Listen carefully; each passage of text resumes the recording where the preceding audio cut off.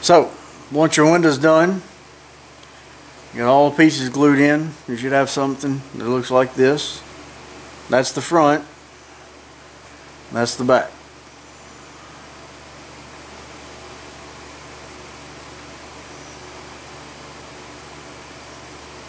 Okay. Once that's done, you're ready to put it in. Be sure you got the top to the top and you got all your bottom, top, left, and rights all lined up. And then carefully put it in the hole. You can start with the bottom end first, or you can do top end first if you'd rather. I like to do bottom first. Very gently press it into the hole until the window is flush all the way around to the outside of the house. Now you can glue the window frame in the hole if you want to, but the way we're about to trim it, there's no need. It'll be glued in. Alright, so now we're ready to trim. This is a 45. Cut with those sticks, those cutters I showed you earlier. This is the short point of a 45. This is the long point. You want to flush the short point, match the short point up with the inside corner of this window. So you want to put the top of your trim piece flush with this edge of the window. So once your point is perfectly in the corner right here, the short point is lined up perfect with the inside corner of the window. Get the stick flush with the top of the window. You want to mark the inside edge just like so. Everything we're going by while you're trimming is going to be based off of this inside stick right here, right on the inside, closest to the window itself. Mark that. Transfer your line down. If you're using those cutters like I showed you, transfer the line down on the edge of the stick.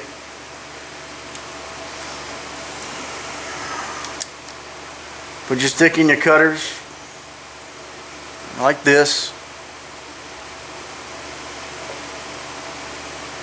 Line your cutter up, the blade up with the short point mark, and cut it. You should have a piece. All four of these pieces will look like this, so it will just be different lengths. These two will be the same length, and these two will be the same length. So you should have a piece that looks like this.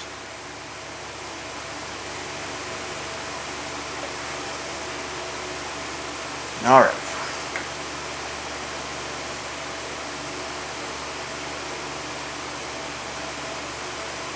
Now if it's a little bit long, you can take your sanding block, sand just a little off. Doesn't take much.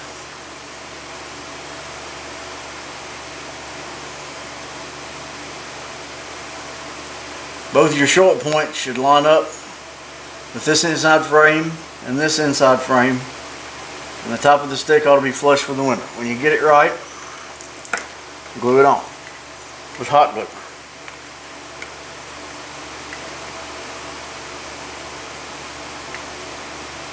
Put a little hot glue on the window itself. Not a whole lot, just a little string.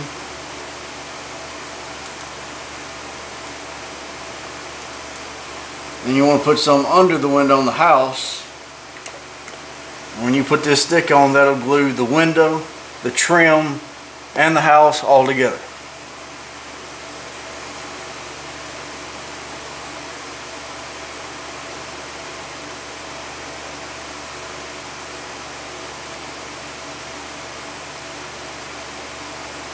Wipe off any excess glue.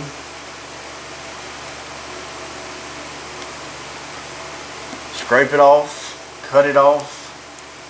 Whatever you got to do, just do it while it's still warm, otherwise you're going to have a hard time getting it off.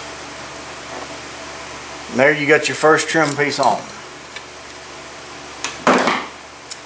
Second piece, same thing. Match it up on the bottom. They should go together perfectly if your window is square and 90 degrees. Same thing, mark the short point inside of your window frame. Alright, that's good. When you get it right, you can put your little line right there so you know where it fits, where it needs to be to fit good.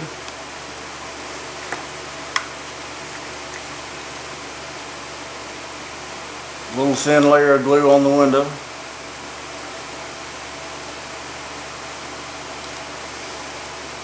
Then a thin line of glue on the house right next to the edge of the window.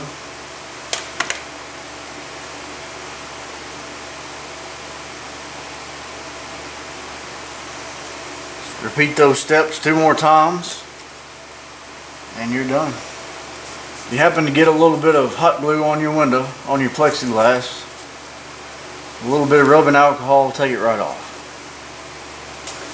Now, if you want to put the mullions and transoms in here, like I did, here's where the sticks like this come into play. Same sticks you use for your fascia, soffits, and all that stuff. Put a piece up there. Mark roughly where it needs to be, which is the distance between the wood, pretty much. Get that right, give her a snip. Put it in there and see how it fits. Now you want it to fit a little tight because I don't glue mine in. You can glue yours in. If you glue them in, you're either going to have glue exposed or you're subject to getting glue all over the window. If it's a little tight, sand it down. Fit it, still a little tight. Sand it down. Fit it.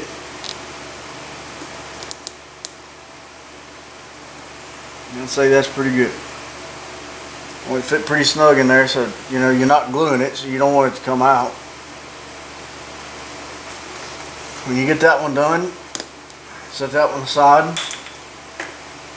Drop your sanding block in the floor. Take the piece you cut off, or another piece that's long enough for this one. Drop it in the floor.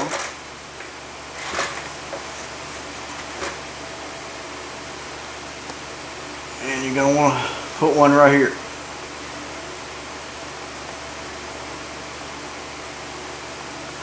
See how it fits? That's pretty good. Now here comes the tricky part. Now, like I said before, I have tools to work with, saws and sanders. So this is how I do it. But you may have to do it a little bit different way. So take one of the pieces, measure it, find the center. That's 1 3/4 inches. So half of that would be 7/8.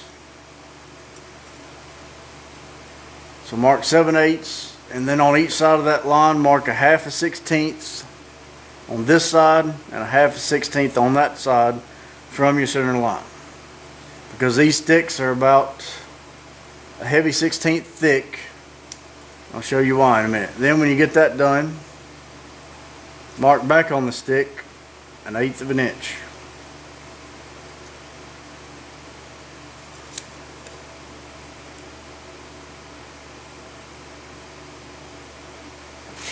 Connect all the lines. You should have something to look like that. See that little notch? We got to cut that little notch out. Set that one aside and grab the first one you cut, which is the long one. Find the center of it, and you're going to cut that whole notch out. Now I do it on the scroll saw, but you may be able to do it with a pair of snips, because you got to cut those 2 notches out. Okay, once you got your notches out, you ought to have a piece that looks like that and a piece that looks like that. See all that good stuff? And they're going to lock together like that. Take one notch, the other notch, lock it in together. See that?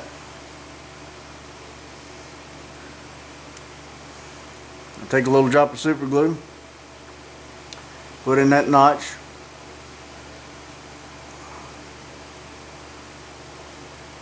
you guessed it, little dab will do you. Once you get that in there, put your other piece in.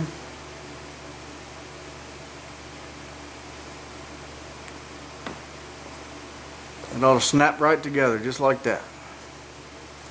Now if you don't want to do the notching, you can always just, now I know this is too thick, but this is just in reference, take a piece and glue them together like that.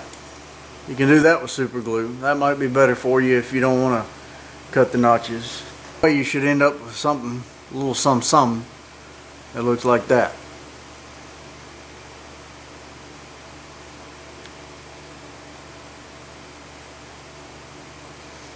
And then it's just as simple as putting it in.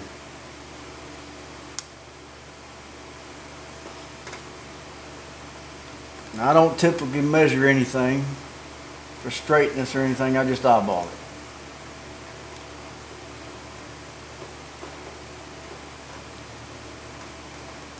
You can measure if you want. You're somewhere where you can't eyeball it, you know, you can't get to it to really put a, you can't see it directly, you can always measure it and center it up if you'd rather.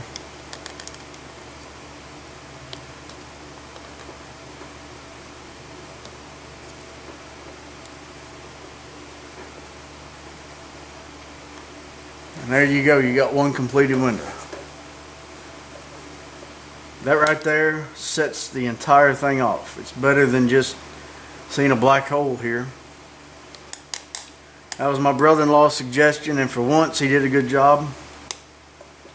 And it adds a totally new effect to the house. I mean, it just, you know, looks great. So that's how I do it. You know, if you find a better way to do it, go for it. But that's the easiest way I found. So, alright, I'll see you on the next video.